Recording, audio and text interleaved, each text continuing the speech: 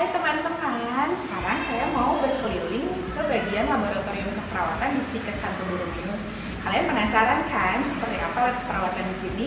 Yuk terus ikuti saya.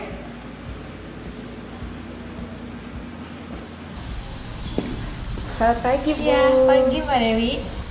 Teman-teman, sekarang saya bersama dengan Ibu Rina sebagai penanggung jawab laboratorium keperawatan di Stikes Santo Borromeus. Halo Bu Rina. Iya, halo Mbak Dewi. Bu Rina, boleh nggak saya ditunjukin tentang fasilitas laboratorium keperawatan di Stikes Santo Borromeus ini? Boleh banget Mbak Dewi. Mari saya tunjukkan. Mari Bu. Kalau di Stikes Santo Borromeus ini ada berapa lab keperawatan ya Bu? Stikes Santo Borromeus memiliki 8 lab keperawatan Mbak Dewi. Pertama ada lab keperawatan anak, lab kebutuhan dasar manusia, lab keperawatan maternitas, lab keperawatan gawat darurat, lab anatomi fisiologi, lab keperawatan medikal bedah, lab keperawatan jiwa, sama lab keperawatan komunitas. Wah, lengkap ya Bu? Iya, begitu Mbak Dewi. Nah, kita udah ada di lab keperawatan anak nih Mbak Dewi. Nanti Mbak Dewi bisa lihat di dalam lab keperawatan anak ini diususkan untuk segala macam asuhan keperawatan yang berhubungan dengan anak. Kemudian biasanya lab keperawatan yang ada di Stikes Santo Borromeus ini digunakan oleh prodi D3 keperawatan, S1 keperawatan, dan juga profesi nurse.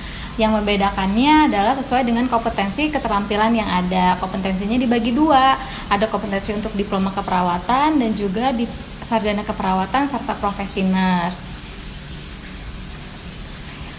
Nah, lahan praktek yang dipakai mahasiswa kami sesuaikan dengan lab keperawatan yang ada di Stikes Santo Borromeus ini. Maka sering juga kami menyebut lab keperawatan Stikes Santo Borromeus ini dengan mini hospital. Begitu ya Bu? Iya Mbak Dewi. Ayo kita lanjut ke lab keperawatan yang lain. Mari Bu. Nah, sekarang kita udah di lab keperawatan kebutuhan dasar manusia Mbak Dewi. Nanti bisa dilihat juga ya di dalamnya, bisa dilihat ada berbagai macam pentem, terus alat-alat yang berhubungan dengan kebutuhan dasar manusia.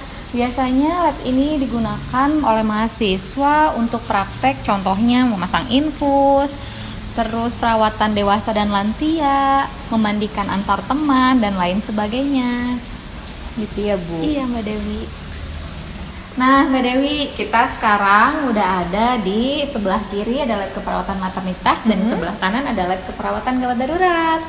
Lab keperawatan maternitas ini sendiri biasanya digunakan oleh mahasiswa keperawatan untuk pemeriksaan ibu hamil, perawatan ibu mau melahirkan, dan juga perawatan ibu pasca melahirkan. Nah, di lab keperawatan gawat darurat yang sebelah kanan ini biasanya digunakan mahasiswa keperawatan untuk asuhan keperawatan kritis dan juga gawat darurat.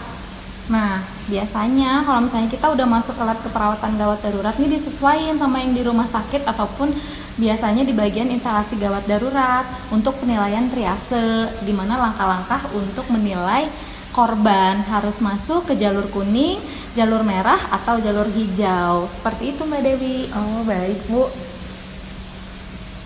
Sekarang kita ada di lab keperawatan jiwa Mbak Dewi. Lab keperawatan jiwa ini dibagi dua, lab keperawatan jiwa 1 dan lab keperawatan jiwa 2. Lab keperawatan jiwa 1 ini biasanya digunakan mahasiswa untuk observasi, sedangkan lab keperawatan jiwa 2 dilakukan mahasiswa untuk simulasi keperawatan jiwa. Nah, bedanya lab keperawatan jiwa 1 dan lab keperawatan jiwa 2, lab keperawatan jiwa 2 yang digunakan sebagai simulasi keperawatan jiwa itu kita disesuaikan dengan lahan praktek mahasiswa belajar keperawatan jiwa, dan ruangannya itu juga kedap suara, jadi orang dari dalam dan dari luar tidak akan bisa saling mendengar. Begitu Mbak Dewi. Oh gitu ya Bu. Mbak Dewi, kita udah ada di lab keperawatan yang terakhir nih, di lab keperawatan komunitas. Biar nggak penasaran, kita langsung masuk aja yuk ke dalam. Mari Bu.